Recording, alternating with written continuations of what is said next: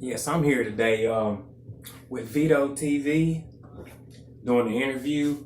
So if you don't mind, I'd like to get this video started, this interview. First of all, where are you from? Well, I'm from a little place called Lenore, North Carolina. You know, that's how we get down. It's grew up single parent, raised by my grandma. You know, unfortunately, my mother died when I was 3. She had me when she was 14 years old, or almost 14, and then she died when she was 18.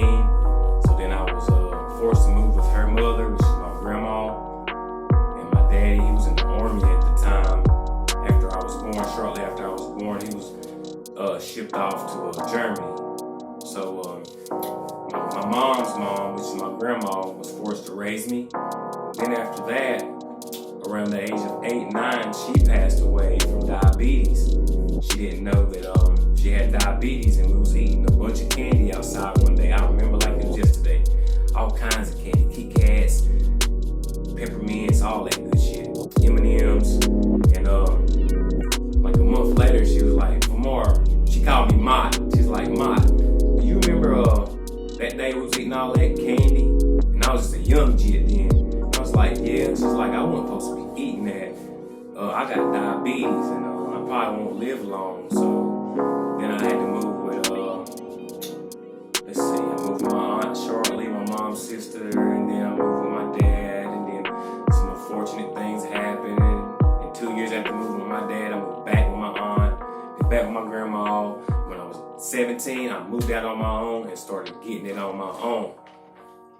Do you have any kids, or are you married, or brothers and sisters or cousins, or anything that you grew up with or that you live with now, or is tight-knit in your family? Well, I got a half-brother and a half-sister, because unfortunately, my mom died at a young age. Like I said, I was only like 3 and a half. So yeah, my dad, I got a brother and a sister by my dad. My brother is like 30. My sister is 24, about to get married next month. So what up, sis? Venicia. See you, baby. And I got 2 biological kids. A boy, Landis. He's about to be 8, October 8th. And my firstborn, Destiny, which we just now recently rekindled our relationship. And she's back in my life at a time that I really needed her. Last time I seen her, previously, she was 9. And I raised her until she was almost 6. Her mother went to jail.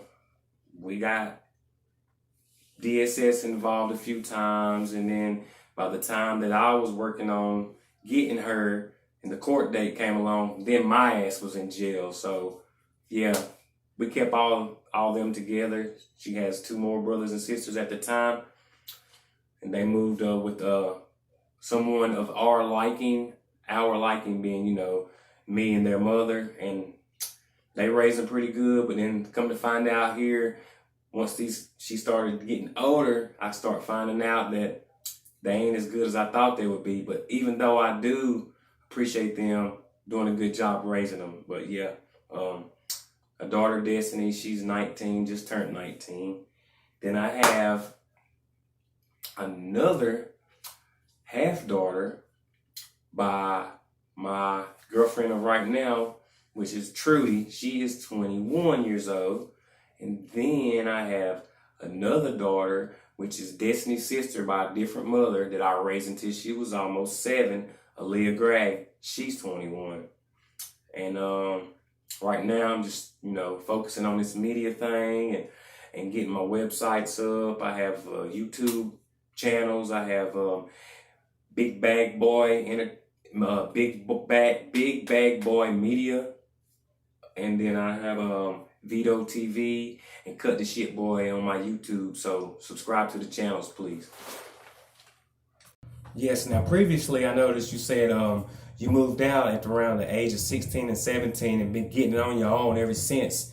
So how did that come about? What was you doing when you moved out? Was you still in school? How did you maintain to stay focused and keep yourself up and pay for things that you needed, and housing and food and things of that nature? Like, how did you do that? Well, at first I didn't do that. It was hard. I was living with friends of mine and things, and then finally got me a good job, and me and my cousin, he moved in with me in my apartment. We was smoking blunts heavy with this dude named House, Brian Courtney. He sold bud, so he lived right downstairs. It's like a 3-level apartment with 10 apartments on each level. You know, you go up the staircase, then go back, and then up the staircase back that way. So yeah, he sold bud, and this is when Belly was out. And we would go to his house, watch Belly every day, like 10 times, not 10 times a day, but like 3 times a day, every day, and smoke weed, watch Ox and them, Nas and Sear and Buns, and that was the shit back then. This is like 99, Dogs for Life, you know what I'm saying? And yeah, me and my cousin Tay, he was living with me. Something happened. I went back to the girl I was with. Then she stole my money, so then I moved back out, and then I lost my apartment. So me and him got together, linked together, and worked with his dad that owns a company. What's the name of it? Anyway, his dad got his own cleaning service, Office Pro cleaning service, and we worked for him, got his apartment, started selling dope, real big dope boys in like 2000, This is when I start, really getting out there and shit, real heavy, like real greasy, you know what I'm saying? And that's when I made my baby too, my first daughter, and selling dope real good and shit, slanging that shit heavy. Next door neighbors selling dope, we selling dope, you know what I'm saying? The size of the trailer and shit where you can pull it back. We was motherfucking finding their dope outside. I mean, packs of dope, cuts, 20 rocks, cuts, like $1,000 worth, whole ounce cut up in 20s. Then they would find our stash, and then back and forth, and we didn't know for sure who it was, and they didn't know for sure who it was. But long story short, both our crib get ran in on while we're out of town in Atlanta once. And my friend, he's there hustling. He get busted while we out of town on vacation.